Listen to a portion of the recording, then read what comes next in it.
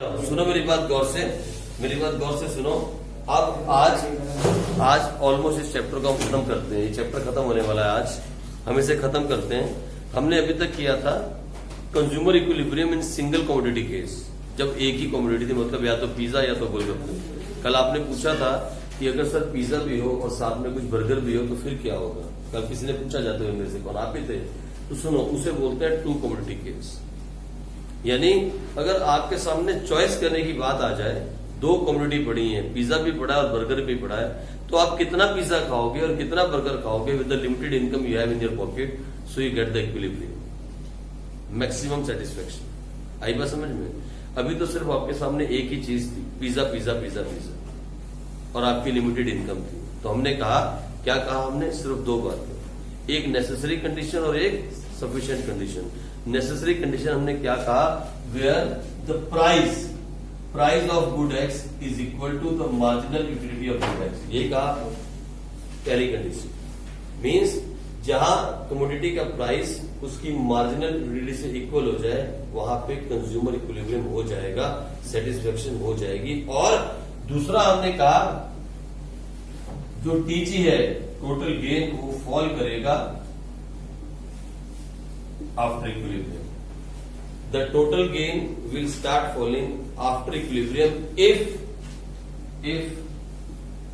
you will consume more.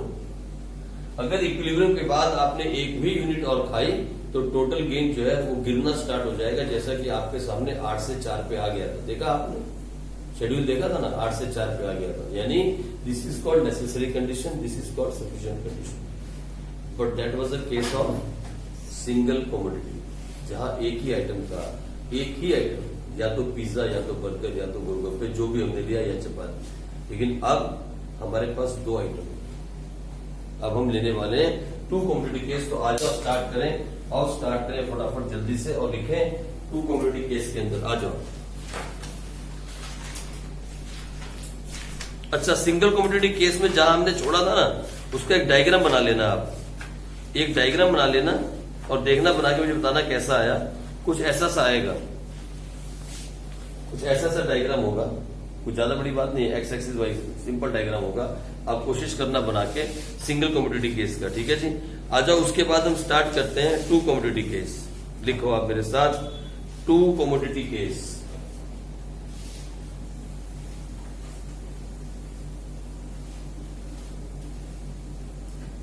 लेकिन diagram बनाना जरूर, उसको छोड़ना नहीं। डायग्राम बना के मुझे दिखाना जरूर कैसा आया। नहीं आएगा तो फिर मैं बनवाऊंगी। एक बार डायग्राम बनाना जरूर सिंगल कमोडिटी का। अब है टू कमोडिटी, तो लिखो इसके अंदर जल्दी से। It is also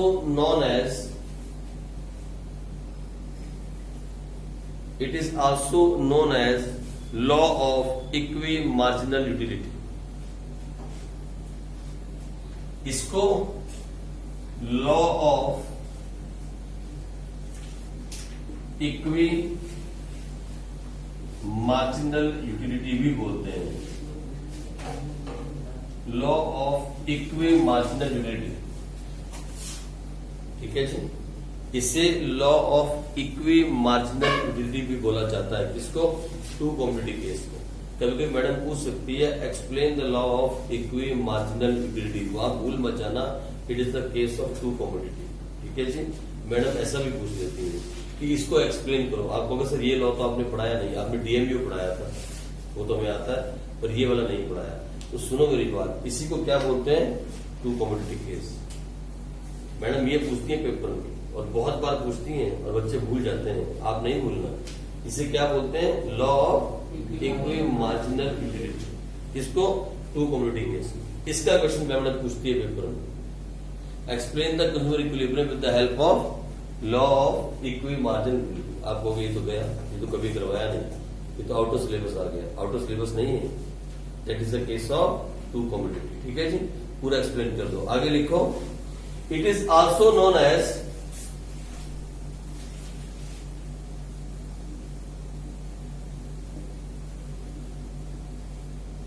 Gaussian second law.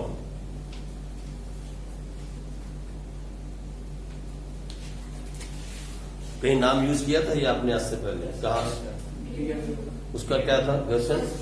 First law.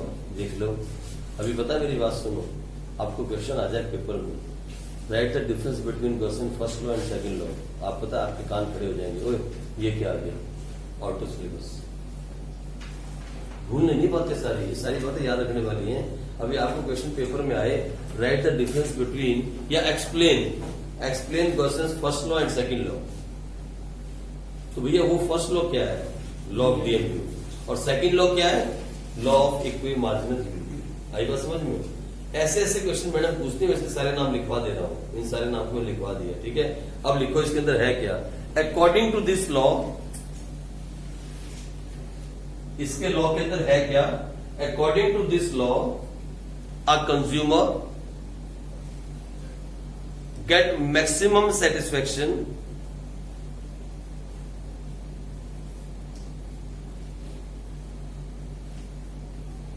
According to this law, a consumer get maximum satisfaction, जहां लिखा ना satisfaction, वहां वो लगाओ, ब्रैकेट लगाओ और लिखो will be in equilibrium, bracket close, if he fulfills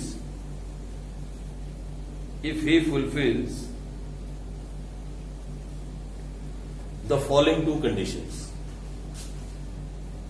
अब इसमें भी दो कंडीशंस हैं, लेकिन ये आसानी से समझ नहीं आता। मैं आपको समझाऊंगा, कोशिश करूंगा आपके दिमाग में इस बात को उतारने की एक एग्जांपल के थ्रू। पर पहले लिख लो, अभी दिमाग में मत लाना ए फॉर बट, पहले लिखते चले जाओ, ठीक है। तो मैंने कहा इस लॉ के अंदर भी एक कंज्यूमर तभी इक्विलिब्रियम पे आएगा जब दो कंडीशन पूरी करेगा। पहले लॉ में कितनी कंडीशन थी? पहले लॉ में कितनी थी? इसमें कितनी है? सेम दो। उसमें भी दो कंडीशन थी, कौन कौन सी?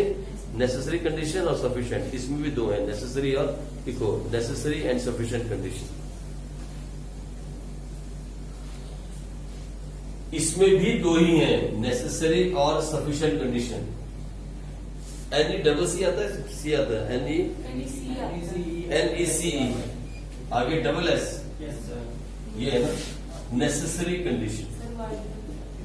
भाई तो भाई लिखा है। तूने प्रॉमिस किया था सिखाया। हो माय गॉड, 24 घंटे 15 मिनट देना, यही तो चक्कर है। और फीस भी दे रहे हैं उस चीज की, सोच कर। मुझे प्रॉमिस किसने किया था कि सर मैं आपको अच्छी हैंडलिंग सिखाती हूँ। पहले एक मैडम आई भाग गई, आप नहीं सीख सकते, आप मैं भूल जाऊंगी आपकी लिख कर, चली गई। अब तू देख ले ट्राई करके, ये देखो मैं क्या करूं बताओ, कोई सिखाए ना, पैसे देने को तैयार है। नेसेसरी कंडीशन, ठीक है। नेसेसरी कंडीशन क्या है लिखो, थोड़े गौर से लिखना, समझ नहीं आएगी मैं आपको साफ बोलता हूं। लिखो जल्दी से, the ratio of marginal utility, the ratio of marginal utility to price, the ratio of marginal utility to price is same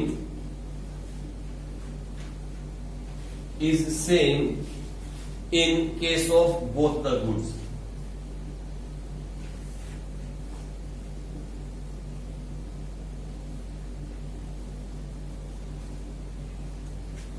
देखो सुनो, मैं फिर लिखता हूं। पहले वाले केस में ये था, पहले, अब ऐसा नहीं है, अब ये नहीं है। मैंने क्या कहा? The ratio of marginal utility to price, इसको बोलते हैं रेशियो, मालूम है ना, अपॉन रेशियो हो गई। The ratio of marginal utility to price is same in case of both the goods।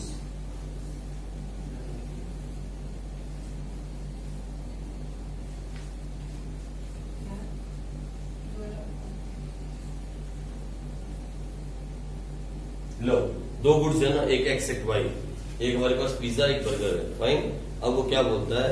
The ratio of marginal utility to price is same in case of both the goods. यानी वहां पे हमने क्या कहा था? हमने ये कहा था P X is equal to MUX। ये वाली बात हमने की थी। यहां हम क्या बात करते हैं, the marginal utility of good X upon the price of good X is equal to the marginal utility of good Y upon price Y is equal to the marginal utility of money. मतलब जो पैसा हम खर्च रहे हैं, M stand for money, जो पैसा हम खर्च रहे हैं उससे चाहे हम बर्गर खरीद लें चाहे हम पिज्जा खरीद लें, हमें दोनों से बराबर की सेटिस्फेक्शन मिलती है। यानी अगर आपको पिज्जा ज्यादा पसंद है और बर्गर कम पसंद है तो फिर आप इस लॉ को नहीं लगा सकते। पहले हमें ये बताना है कि चाहे जो पैसा हमारे पास है, the money we have available in our pocket, उससे चाहे हम बर्गर खरीदें चाहे हम उससे पिज्जा खरीदें, हमें दोनों से सेम सेटिस्फेक्शन मिलती है। इसका ये मतलब है। मैं समझाऊंगा एग्जाम्पल में, आपको पूरा लाइव एग्जाम्पल समझाऊंगा, लेकिन फिलहाल लिखो क्या, द MUX upon PX, P stand for price, MU stand for marginal utility, X stand for pizza, is equal to the MU of burger upon the price of burger is equal to the MU of money, जो पैसा आप खर्च रहे हो। भाई आप इसे लिख दो, इसे चाहो तो लिख सकते हो, marginal utility of good X upon price of good X is equal to the marginal utility of good Y upon price of good Y is equal to marginal utility of money। हाँ, और कुछ नहीं, मतलब आप भूल ना जाओ, इसलिए मैंने लिखवा दिया। ठीक है जी, यानी दोनों गुड से मिलने वाली सेटिस्फेक्शन बराबर है। इधर आ जाओ, निकल जाएगा चैप्टर हाथ से।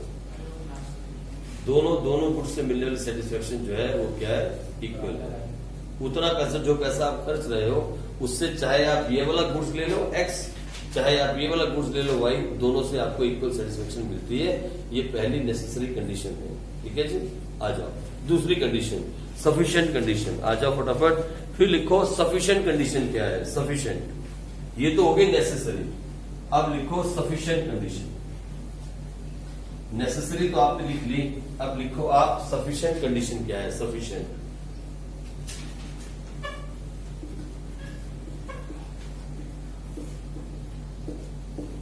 लिखो sufficient condition. MU of good falls, MU मैंने marginal utility of good falls as more of it is consumed,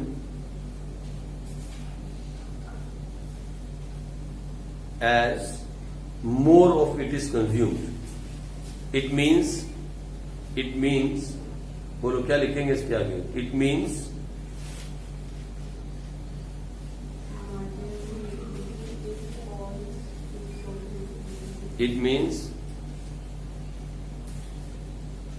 बोलो ना, MU ऑफ गुड फॉल्स, जो मार्जिनल क्रिया ग्रुप की वो फॉल हो जाती है, as more is consume. It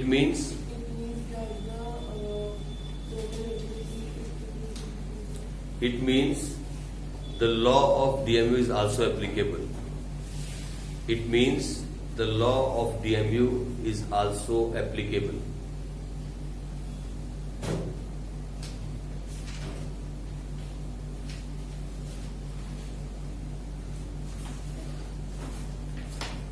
अब मुझे मालूम है खत्म हो गया, टू कम्प्लीटली खत्म हो गया, लेकिन समझ तो नहीं आया।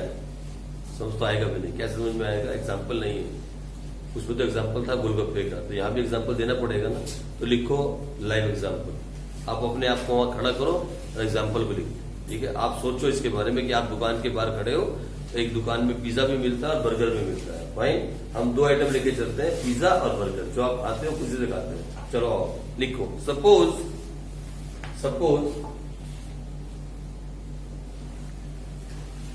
the total money the total money, देखो ब्रैकेट में income of the consumer is ₹5। अब सुनो मेरी बात, आपके जेब में ₹5 हैं, पुराने जमाने में चले जाओ 1975 में, मेरे जमाने में, ठीक है। एक टाइम मैंने भी डलवाया था, कितना ₹9 का लीटर तेल, तब देखा था मैंने, 1 लीटर तेल ₹9 का था, जो आज अभी 75 का रखा है, मैंने भी वो टाइम देखा है। जो आज गोल्ड कितने का है, 56, 50 ऐसे 60 के आसपास, आज गोल्ड 55 रुपीज का जो 10 ग्राम है। जब मेरी मैरिज, अभी इससे ज्यादा नहीं बढ़े, इतना ही है, अभी 38 से तो आया 55 में, इससे ज्यादा क्या बढ़ाएगा। और चांदी जो है 75 की किलो है ना, वो चांदी 75 वो किलो में है, इसलिए 10 ग्राम की बात हो रही है। तो ये जो 10 ग्राम सोना, मतलब 1 तोला सोने से कहते हैं 55 का है। मुझे याद है 2001 के अंदर मैंने गॉट मैरिड, उस टाइम पे 1 तोला जो सोना था वो 4000 समथिंग का था, 4000 समथिंग है ना, 4900 या ऐसे पे भी पर्ची पड़ी हमारे पास, बिल है, और आज वही 55,000 का है। अगर मुझे पता होता तो मैं 4-5 किलो सोना खरीद लेता, लेकिन अब क्या करें, है ना, पता नहीं था कि इतना बढ़ जाएगा। ना अब नहीं बढ़ेगा, अब गिरेगा। अब धीरे धीरे सोने का ट्रेंड खत्म होगा, देखना आप। अभी व्हाइट गोल्ड आ रहा है मार्केट में, ये येलो गोल्ड चला जाएगा, अभी खत्म, इसका ट्रेंड खत्म होगा धीरे धीरे, है। और गोल्ड, इतना गोल्ड है, पता है कैसे, ऐसे नदी आ रही है ना, कोंगो में पानी बह के आ रहा है, तो उससे युगांडा में भी गोल्ड आ जाता है, पानी के अंदर दिखता है, साफ चमकता है। जब सूरज की किरणें पड़ती हैं तो गोल्ड साफ चमकता है, ये गोल्ड के दाने हैं, क्लियरली चमकते हैं। जैसे पहाड़ों से नदी गिर रही है ना, पहाड़ों से गिर रही है, तो वहां तो बहुत जगह झरने हैं, यहाँ तो देखने को दूर जाना पड़ता है ना, वहां तो बहुत है जगह जगह। तो ऐसे पहाड़ों से पानी गिर रहा है, और पानी गिरता है तो उसमें से गोल्ड साफ चमकता है, क्लियर चमकता है। वहां अचानक बाढ़ आ जाती है, मालूम है, अचानक बाढ़ आ जाती है, कभी कोई मौसम नहीं खराब होता, कुछ नहीं होता, बाहर धूप निकली हुई है और अचानक बाढ़ आ जाती है, पहाड़ों से पानी आता है और सारे खेत खत्म, ऐसा बहुत बार होता है। और साथ में कितना ही गोल्ड आता है, लोग जालियां लगाते करके आगे, तो जो गोल्ड आता है ना, मतलब वो जाली नहीं थी, जाली टाइप होती, छन्नी टाइप, जैसे अब चाय की छन्नी होती, वैसी जालियां हैं, लोग घरों के आसपास लगा देते हैं। पानी तेज आता है तो उसमें गोल्ड जमा हो जाता है सारा का सारा, ऐसा इतना गोल्ड है ना। ये तो हमारे यहाँ पे गोल्ड की मारामारी है, वहां गोल्ड को कोई नहीं पूछता है, वहां गोल्ड डालते नहीं लोग, गोरे सारा का सारा गोल्ड इकट्ठा करते हैं, माइनिंग का काम करते हैं, गोल्ड माइन्स है बहुत बड़ी बड़ी, वहां से गोल्ड निकालते हैं, रॉ गोल्ड, वो उसको नहीं करते, ठीक नहीं करते, मिट्टी भी निकलता है ना, फिर केमिकल डाल के उसको निकालना पड़ता है। तो क्या करते हैं, जहाज के जहाज भर के जो रॉ होता है, रॉ फॉर्म में उसको ले जाते हैं। ये यार मेरी बात सुनो, ये भी एक फॉरेन सिक्योरिटीज है, तभी इसकी कीमत बढ़ी हुई है, नहीं तो ज्वेलरी डालने का शौक किसको है। आपने भी मुझे देखा गोल्ड डालते हुए, मेरे जैसे बहुत सारे लोग हैं जिनको गोल्ड पसंद ही नहीं है ना। चलो आ जाओ फटाफट जल्दी से लिखो। अब आपके पास पैसे कितने हैं, 5। कहाँ खड़े हो, डोमिनोज के बाद, डोमिनोज के बाद, बहुत पुरानी बात, लिखो।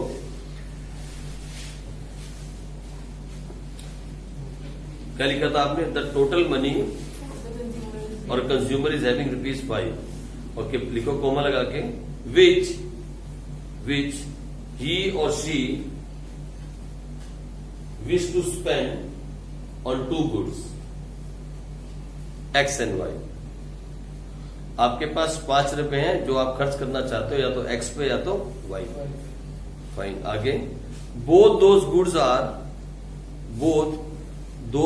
are priced at ₹1। पिज्जा का प्राइस भी ₹1 का एक पिज्जा, और बर्गर का प्राइस भी ₹1 का एक बर्गर, ठीक है, दोनों का प्राइस कितना है, 1 है। आ जाओ आगे चलो। So a consumer can maximum purchase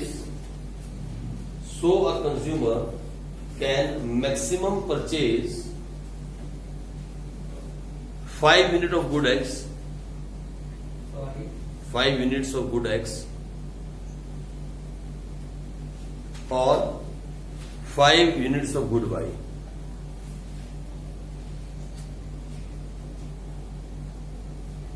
ठीक है, मतलब ₹5 में या तो आप 5 पिज्जा खा सकते हो या 5 बर्गर खा सकते हो। ये तो ₹1 का पिज्जा है, आपकी जेब में ₹5 है, तो कितने पिज्जे आएंगे, और बर्गर भी ₹1 का, कितने आएंगे, ठीक है जी, दोनों का प्राइस सेम है और जेब में 5 रुपए, दुकान के बाहर खड़े हो और बनाए आप एग्जाम्पल को, लिखो जल्दी से, यहाँ आ जाओ फटाफट जल्दी। यूनिट कंज्यूम कितने, 1 2 3 4 और 5 ही रुपए है ना, 5 से ज्यादा खरीद नहीं सकते आप, 5 से ज्यादा नहीं खरीद सकते हो, चाहे पिज्जा हो या बर्गर हो। फिर लिखो MU फ्रॉम X गुड और MU फ्रॉम गुड Y।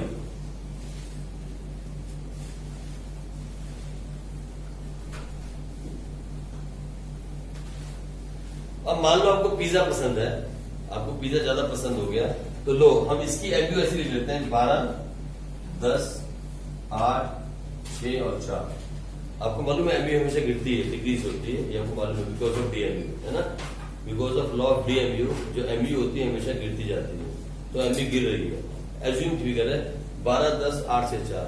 और इसकी भी MU लिख लो 10 8 6 4 और 2, ठीक है। अब सुनो मेरी बात, ये आपके सामने है MU ऑफ गुड X मतलब पिज्जा, और ये है बर्गर। आप दुकान के बाहर खड़े हो, 5 रुपए आपकी जेब में, मैं लिखवाऊंगा बाद में, पहले आपसे पूछता हूं सबसे पहला रुपया किस पे खर्चोगे, पिज्जा पे या बर्गर? सबसे पहला रुपया कहाँ खर्च करोगे, पिज्जा या बर्गर? क्यों? पिज्जा क्यों? पिज्जे की कितनी है, 12 रुपए, तो पहला रुपया उस पर खर्च होगी। चलो ठीक है, अब लिखना नहीं यार, हम देखते हैं अभी करके। ये गया पहला रुपया, फर्स्ट रुपये, ये चला गया, लो पहला रुपया खर्च हो गया, फर्स्ट रुपये खर्च हुआ, फिर बोलेगी कौन रुपये नहीं लिखा, हो गया पहला रुपया खर्च हुआ। दूसरा किस पे खर्च हुआ?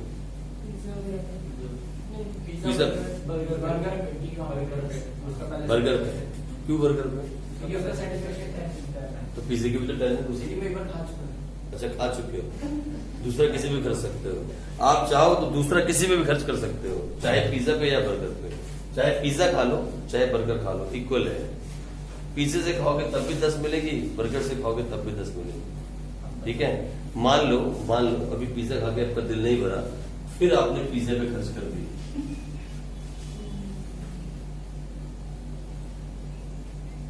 खर्च कर दी, तीसरा रुपया किस पे खर्च होगा? आपको बर्गर खाना पड़ेगा, क्यों? क्योंकि बर्गर की सेटिस्फेक्शन ज्यादा है, तो ये आपने खर्च किया तीसरा रुपया। अब चौथा किस पे खर्च होगा? चौथे में कुछ भी खा सकते हो आप, चाहे तो पिज्जा खा सकते हो चाहे बर्गर खा सकते हो, ठीक है। लो मान लिया आपने चौथा भी यहाँ खर्च किया, चौथा रुपया भी यहाँ खर्च हुआ, 4th रुपये। अब पांचवा किस पे खर्च होगा? इस पे।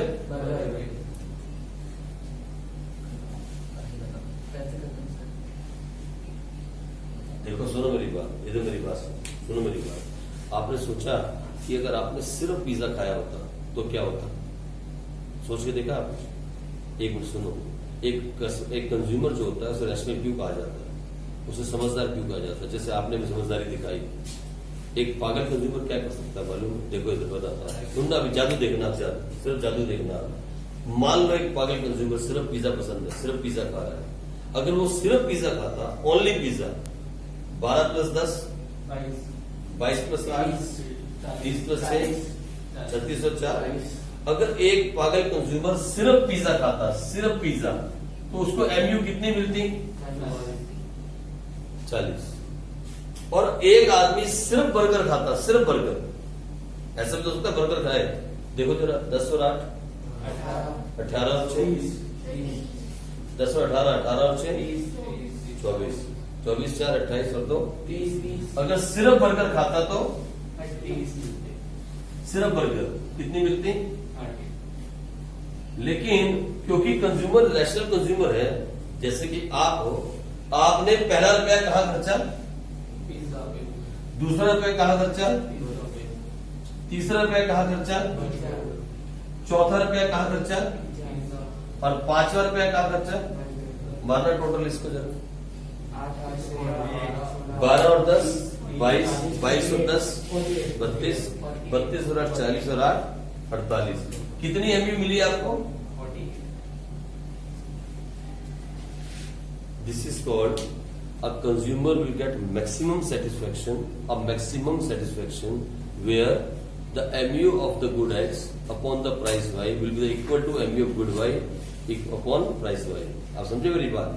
MU X upon PX और MU Y upon PY, मतलब एक कंज्यूमर को सेटिस्फेक्शन सबसे ज्यादा वहां मिलेगी जहां पे वो पैसा जो खर्च रहा है उससे मिलने वाली MU मैक्सिमम रहेगी, हर वक्त मैक्सिमम रहेगी। अब देखो ना, अगर हम यहाँ पहला रुपया खर्चते, दूसरा यहाँ खर्चते, तीसरा भी यहाँ खर्चते, चौथा भी यहाँ खर्चते और पांचवा यहाँ खर्च देते, सोच के देखो क्या होता। अगर हम 1 2 3 4 यहाँ खर्चते और पांचवा यहाँ खर्चते तो क्या होता? 12 10 22, 22 38 और 36 और 10, फिर भी कम। अभी कितनी मिली? तो यानी एक मैक्सिमम सेटिस्फेक्शन जहां पे कंज्यूमर को मिलेगी, मैक्सिमम सेटिस्फेक्शन, वही उसका इक्विलिब्रियम बनेगा। और मैक्सिमम सेटिस्फेक्शन वही मिलेगी उसको जब वो पैसा इस तरीके से खर्च करेगा, यानी जिसकी एमयू सबसे ज्यादा है वो उसी पे पैसा खर्च कर रहा है। That is called the maximum satisfaction in two competitive case. है मेरी बात समझ? यहाँ उसको मैक्सिमम सेटिस्फेक्शन इस तरीके से मिलेगी और यही सेम डायग्राम आपको दिखाना है और ऐसे ही सेम आपको बनाना जो मैंने भी बनाया, बिल्कुल ऐसे ही। फर्स्ट रुपी यहाँ, सेकंड रुपी यहाँ, अब यहाँ सेकंड कर सकते हो, वो मर्जी आपकी, फर्क नहीं पड़ेगा। अगर आप कौन सर पहला पिज्जा खा चुके हैं, दूसरा बर्गर खाएंगे तो कर सकते हो। आप इसको सेकंड भी कर सकते हो, उसको थर्ड भी कर सकते हो, फर्क नहीं पड़ने वाला, कुछ भी कर सकते हो, ठीक है। अगर आपको लगता है कि सेकंड यहाँ खर्चना है, खर्च करो, कोई बात नहीं, क्योंकि सेम है, एमयू सेम है। तो पहला पिज्जा खाया तो कितना मिला? 12, दूसरा बर्गर खाया तो 10, तीसरा फिर आपने क्या खाया? बर्गर, क्योंकि ज्यादा यहाँ था, चौथे में आपने यहाँ खर्चा और पांचवा फिर यहाँ खर्च किया। इस हिसाब से आपने टोटल कितने यूटिल्स किए? 48 यूटिल्स। आपने 48 रुपए की सेटिस्फेक्शन कमा ली, 48 यूटिल्स की सेटिस्फेक्शन आपने कमाई। अदरवाइज कोई भी और कॉम्बिनेशन अगर आप बना के देखोगे तो आप इससे नीचे रहोगे। आप किसी भी कॉम्बिनेशन को बनाओ, अगर सिर्फ पिज्जा खाओगे तो 40, सिर्फ बर्गर खाओगे तो 30, और कोई भी कॉम्बिनेशन बना के देख लो, एनी कॉम्बिनेशन इसके नीचे आएगा। तो this is the maximum satisfaction you are going to get while using your money, और वही होता है consumer equilibrium. When a consumer get maximum satisfaction with the limited income he spend. इतना ही आपने पढ़ा था, यही पढ़ा था ना, where the consumer get maximum satisfaction with the limited income he has. जितना पैसा उसके पास है उसको स्पेंड करके जितनी मैक्सिमम उसको सेटिस्फेक्शन मिले उसको बोलते हैं कंज्यूमर इक्विलिब्रियम। यही कहा, ठीक है। इसको बना लो आप, सेम ऐसे कर लो, सेम ऐसे करो, फिर इसको मैं लिखवा देता हूँ, आप इसको सेम ऐसे ही बना लो। अब आप लिख सकते हो, ठीक है, पेंसिल से या पेंसिल लिखो, लिख लिया तुमने फर्स्ट रुपी सेकंड रुपी। आप चाहो तो सेकंड यहाँ डाल सकते हो, मेरी कॉपी मत करना। आप चाहो तो सेकंड रुपी इसको यहाँ डाल सकते हो, यहाँ दूसरा रुपया, यहाँ तीसरा रुपया। सोचने वाली बात यह है कि हमने कैसे इसको किया। अगर नहीं समझ में आया तो एक बार और समझा देता हूँ, एक बार और। ये देखो, अगर किसी को समझ नहीं आया तो मैं एक बार दोबारा से करवाता हूँ। ये एक बार दोबारा करते हैं, बातें नहीं करनी किसी भी हालत के अंदर। अगर आपने बातें की तो फिर काम खराब हो जाएगा। क्या बोल रही मैडम? एक बच्ची आने वाली थी लेकिन उसकी मैडम ने उसको डरा दिया। क्योंकि अर्चना कौन से स्कूल में? KB4 में है, वो भी KB4 की बच्ची है, लेकिन वो अर्चना की क्लास सुबह लगती है। वो तो अच्छी लग रही है क्लास, उसको मैडम ने डरा दिया कि उसने क्लास नहीं लगाई तो तेरा स्कूल नाम काट देंगे, तो फेल कर देंगे। पता नहीं कितना डर गई, रोने लग गई। वो मेरी क्लास देखी थी, उसने मेरे को क्लास डेमो भेजी, बोलती सर मैं तो ज्वाइन करना है, लेकिन मेरी मैडम ऐसी हल्ला कर रही है, पूछा नहीं। उस मैडम से मेरी बात करो, तो मैं मैडम से बात नहीं करता, स्कूल की गंदी होती है। ये लो इधर देखो, फटाफट जल्दी से। सबसे पहला रुपया कहाँ खर्च करोगे? दोबारा से 12 पे। क्यों? सबसे ज्यादा क्या मिल रही है? वहां सेटिस्फेक्शन मिल रही है। तो फिर वही बात, यहाँ हमने खर्च किया क्या? फर्स्ट रुपी, पहला रुपया, यहाँ पहला पे गया। दूसरा कहाँ खर्च करोगे?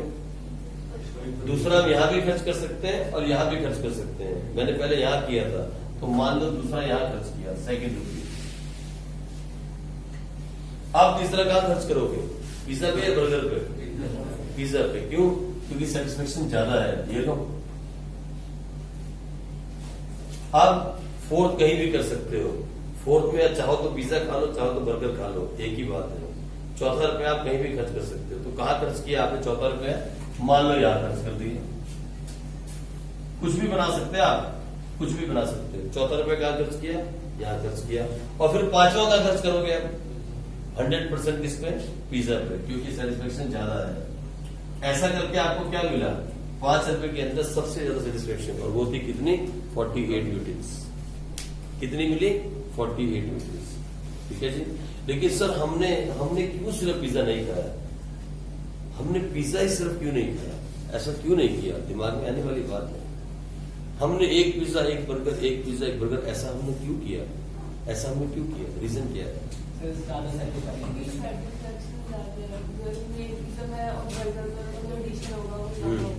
अच्छा, वो तो ठीक है। और कुछ रीजन? और कोई रीजन दे सकते हो?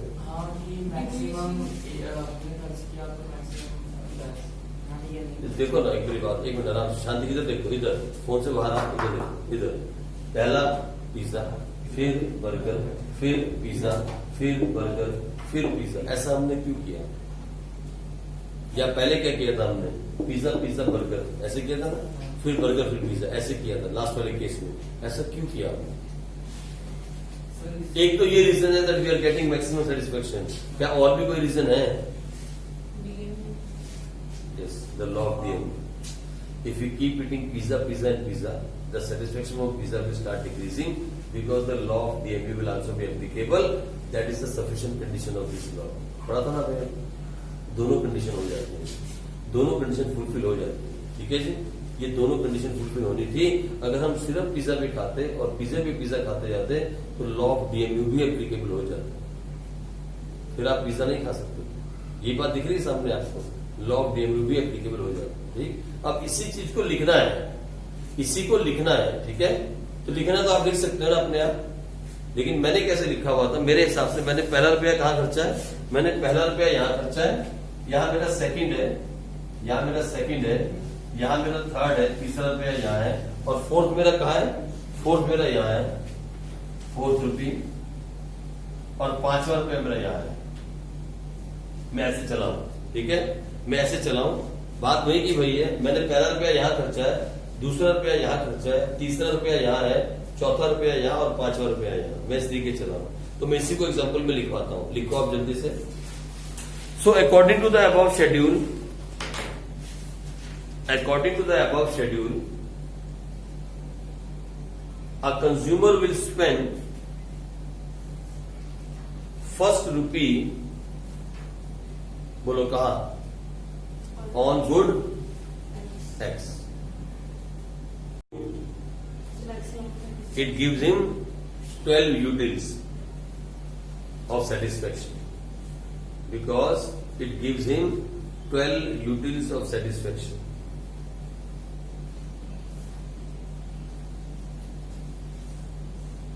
Second rupee, he can either spend on, बोलो, he can either spend on good X or good Y. So he decided to spend on good X. Decide भी कर लिया ना, किस पे खर्च किया है? On good X.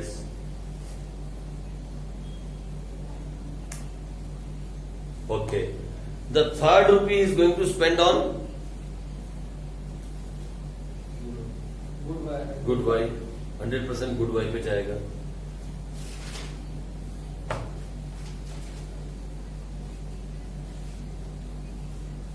And the last रुपी ना, फोर्थ वाला किस पे खर्च कर रहा है? And the fourth on good X, and the last rupee will spend on good Y.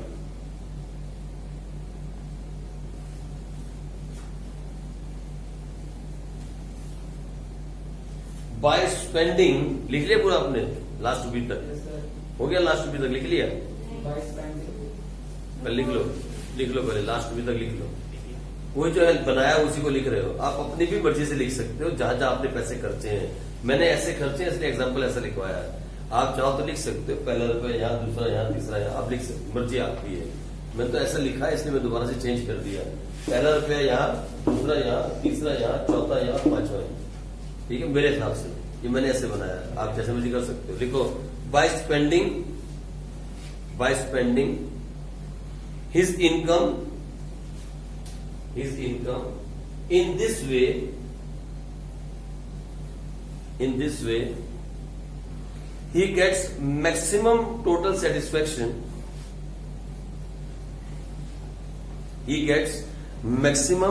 satisfaction और आगे ब्रैकेट लगा के 12 plus 10 plus 10 plus 8 plus 8 is equal to 48 utils. और यहां भी आप यूटिल्स ऐड कर दो, यूटिल्स 48 यूटिल्स, यहां भी लिख दो यूटिल्स दोनों तरफ, ठीक है।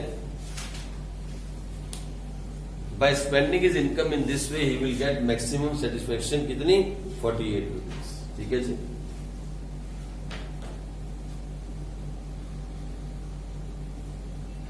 एक लाइन छोड़ के या नेक्स्ट लाइन में चले जाओ, नेक्स्ट लाइन में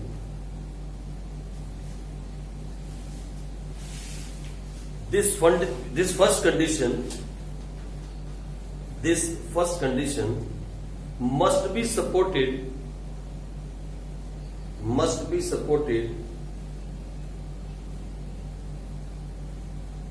with sufficient condition, means applicable of DMU, applicable of law of DMU.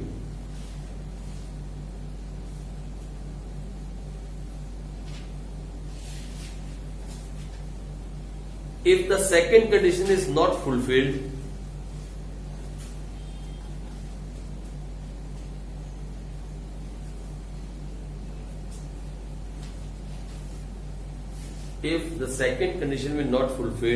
the consumer will not get equilibrium. The consumer will not get equilibrium because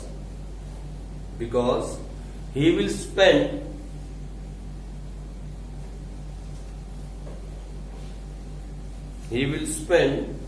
entire income,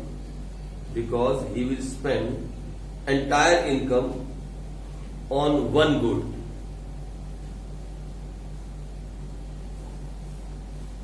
Entire income on one good, which is really unrealistic है ना, which is really unrealistic, ठीक है जी।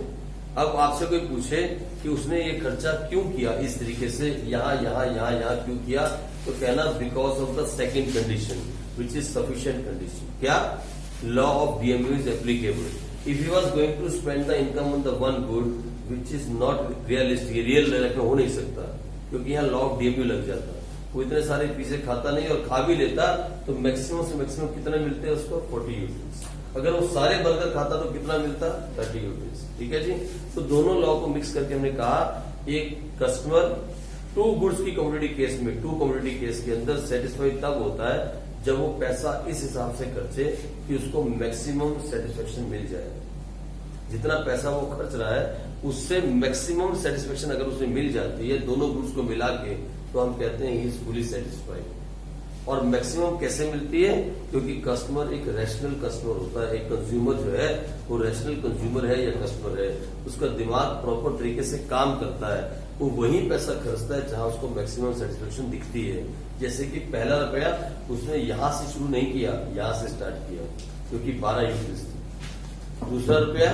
दूसरा रुपया उसने यहाँ पे खर्चा या यहाँ पे खर्चा, तीसरा उसने यहाँ खर्चा, चौथे में फिर उसने यहाँ पे खर्च किया, और जब 5वां रुपए खर्च करने की बारी आई तो उसको साफ नजर आ रहा है कि यहाँ 6 है और यहाँ 8 है, तो उसने यहाँ खर्च। यानी एक कंज्यूमर को या एक कस्टमर को मैक्सिमम सेटिस्फेक्शन वहीं पे मिलती है in case of two commodity जहां उसको मिलने वाली मार्जिनल यूटिलिटी मैक्सिमम हो जाए, मैक्सिमम।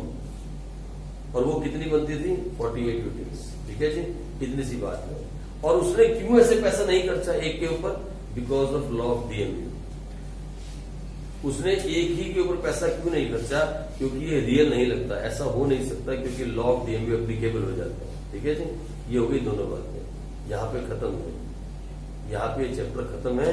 एक छोटा सा डिफरेंस है जो हमारे पास अभी टाइम है, हम कर लेते हैं। लिखो difference between cardinal utility and ordinal utility. ये लास्ट टॉपिक है। मैंने जो आपको टॉपिक टू बी कवर्ड लिखवाए थे इसमें नहीं लिखवाए? देखो तो कौन सा टॉपिक रहेगा आपके हिसाब से? बस लास्ट यही रह गया। तो लिखो difference between cardinal and ordinal.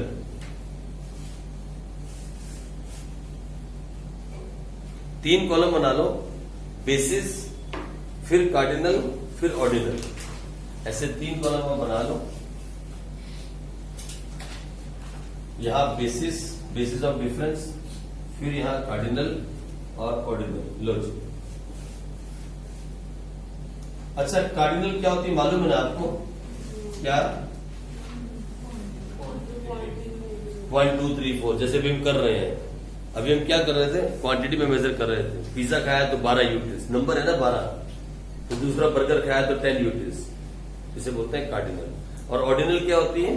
जब हम प्रेफरेंस की बात करें, मैं ज्यादा प्रेफर इसको करता हूँ, कम प्रेफर इसको करता हूँ, जब हम उसकी बात करते हैं, वो हम अगले चैप्टर में पढ़ने वाले हैं। नेक्स्ट चैप्टर जो है उसमें हम पढ़ने वाले हैं। ठीक है जी, आ जाओ। तो सबसे पहले लिखो, पहले बेसिस में लिखो गिवन बाय। गिवन बाय किसने दिया था ये हमको आइडिया?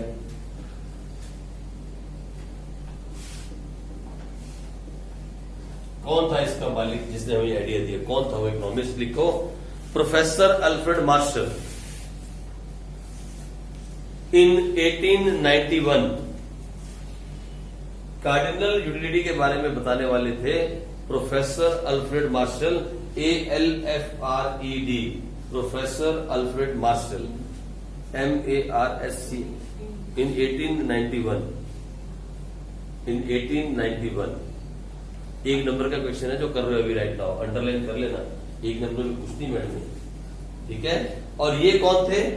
ये ऑर्डिनल वाले professor JR Hicks, J.R.HICKS,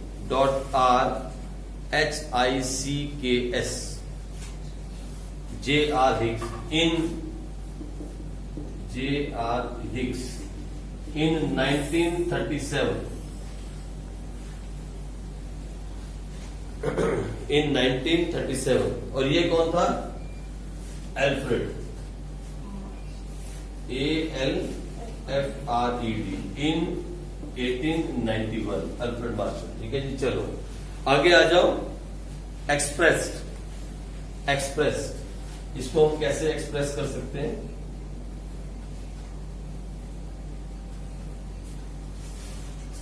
cardinal utility can be expressed numerically.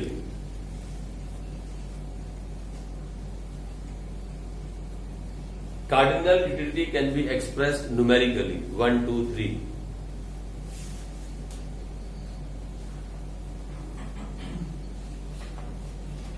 Ordinal utility can be expressed in rank.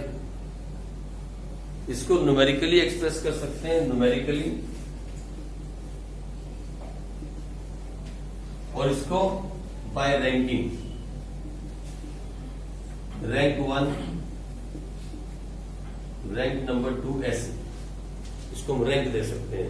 ठीक है जी, बाय रैंकिंग। उसके बाद लिखो तीसरा measurement.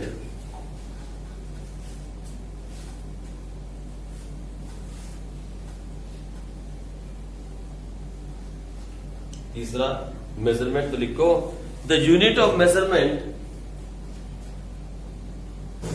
The unit of measurement in case of cardinal utility is, मैं नहीं बोलूंगा, the unit of measurement in case of cardinal utility is utils. लिख लो।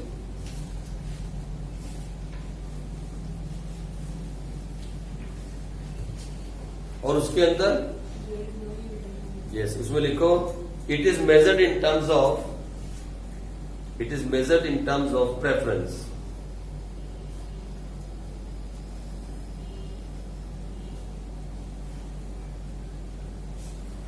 और लास्ट पॉइंट लिखो approach.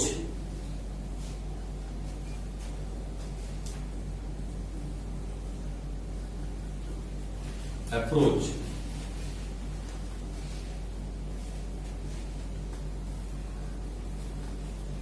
Cardinal utility is an unrealistic approach.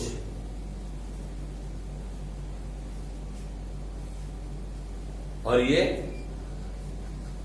उसके opposite या realistic approach ordinal. तो cardinal क्या है? Unrealistic approach. हम सच्ची में सेटिस्फेक्शन को नाप नहीं सकते, ये बात सच है। आज तक कभी ऐसा हुआ नहीं कि हम खाने के बाद बोले इतने ज्यादा मेरे को यूटिलिटी क्या हुई, सेटिस्फेक्शन हुई। ये एक अनरियलिस्टिक अप्रोच है सिर्फ पेपरों के लिए, लेकिन ये एक रियलिस्टिक अप्रोच है।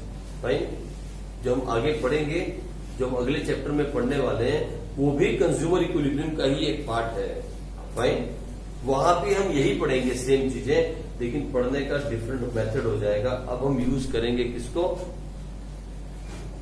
इसको।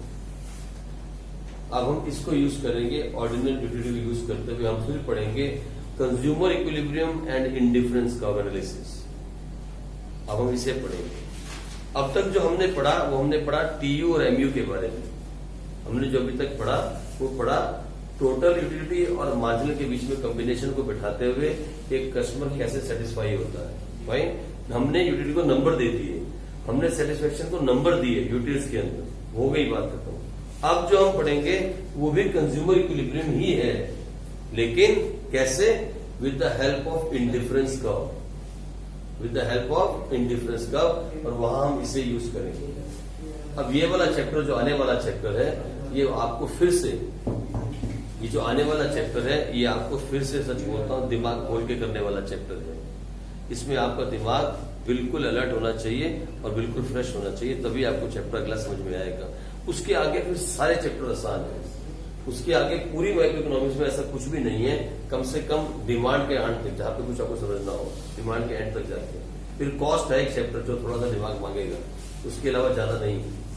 फिर सप्लाई थोड़ा मांगेगा और लास्ट में मार्केट वाला। बाकी मेन चैप्टर बीच में ऐसे ही है सारे के सारे। लेकिन जो नेक्स्ट चैप्टर है मैं कल स्टार्ट कर दूंगा, बिकॉज ऑफ एग्जाम्स में वेट नहीं करने वाला हूं। हम इसे कल स्टार्ट कर देंगे और संडे को इसका हम टेस्ट रख लेंगे, अकाउंट्स का भी इकोनॉमिक्स का, ठीक है जी। लेकिन चैप्टर हम कल ही स्टार्ट करेंगे, consumer equilibrium with the help of indifference curve analysis. आप इस चैप्टर को जितना मैंने करवाया उतना घर जाके अच्छे से रिवाइज करो, इधर अच्छे से रिवाइज करो, बुक्स को मत खोलो, बस इतना ही पढ़ लो जितना लिखवाया है, दैट इज मोर देन, ठीक है जी। लेकिन रिवाइज करो लिख भाई। चलो जी, कल मिलेंगे।